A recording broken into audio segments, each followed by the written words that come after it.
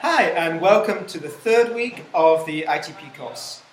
This week in the writing course, we're looking at body paragraphs, and we're building on from last week when we looked at the introductions. Again, if you've not actually added this channel to your subscription list on YouTube, please do, and then the videos will automatically pop up every time we release a new video. Hopefully it will be every week. So, if you're in the textbook again, this week we're looking at pages 63 to 69. And the main point of this week is to help you write a good body paragraph. You're going to write an opinion essay. You're going to have 5 paragraphs in your essay. Your introduction, your conclusion. And in the middle, 3 body paragraphs, each one making a different point. When you're planning, make sure you do have 3 ideas, 3 different ideas. And then each one of those ideas will go into one paragraph.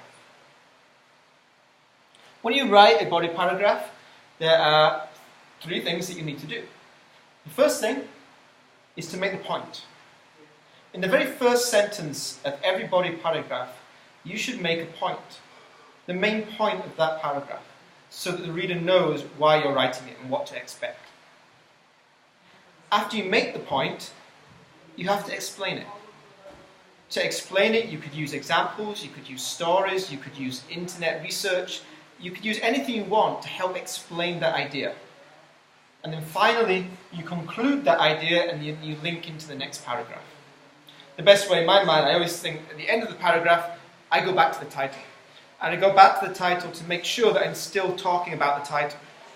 We should be going around in a circle, around in a circle, around in a circle.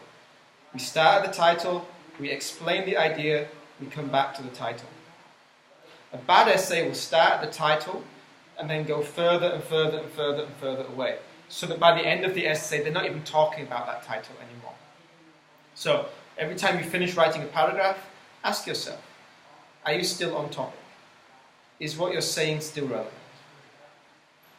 You might remember last week we were looking at the example introduction for an A1 essay about the advantages of being bilingual. Well, here's the first body paragraph from that example essay. First, the world is now a global market, so people need to buy and sell internationally. For example, cars made in the UK will use parts made in European countries. These parts will have been made from raw materials produced in Asia and Africa. Clearly, a person who can only speak English will struggle to trade with all these countries. Hence, it is helpful if people can speak many languages. So, first part, make the point. Here, in these first 2 lines, we have the main point that I'm making in this paragraph. The world is now a global market, so people need to buy and sell internationally. This whole paragraph is about trading. Trading from one country to another country. Buying from one country, selling to the other country. That's what that first sentence does. It tells the reader this whole paragraph is about buying and selling globally, and that's why we need to speak more than one language. But after I make the point, I need to explain the point.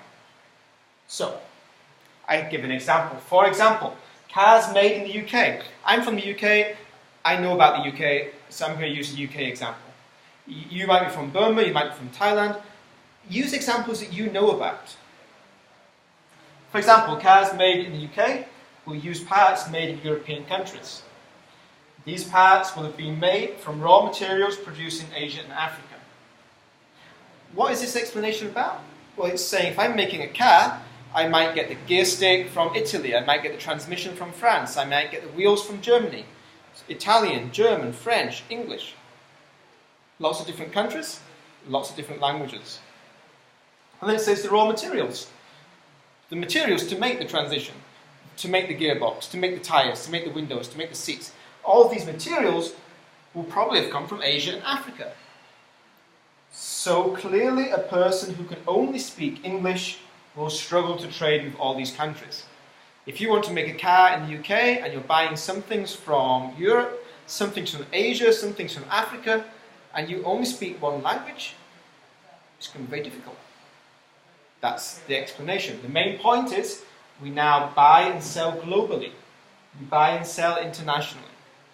And to help the reader understand this, I use the example of making a car and show where all these things come from. Finally, I need to go back to my title. My title is about advantages of being bilingual. So, hence, it is helpful if people can speak many languages. I could say beneficial. I could say helpful. I could say useful. I could use many words to mean advantageous, to mean good. And in every paragraph, I want to use a different word. I don't want to just repeat the same words in every paragraph. I want to show my vocabulary. I want to show my variety of language, both in my grammatical structures and in my vocabulary. And that's going to help me to get higher marks. This comes back to the title, though. Hence, it is helpful if people can speak many languages. The title is the advantages of being bilingual. Bilingual means speaking more than one language. Here I'm saying it is helpful, advantageous, if people can speak many languages. I've come round and I've come back to my title again. I know that I'm still focused. I know that I'm still going to get my marks for my relevance, because I'm focused on the title. The only other thing you need to look at is the transition. How do you start? Well, here I put first. First because it is my first body paragraph. I might say first, secondly, finally. I could say one way, another way, in addition. There are many different transition signals. These words which show the start of a new idea or the end of an idea, we call them transition signals. They help the reader to understand where one idea begins and another idea ends.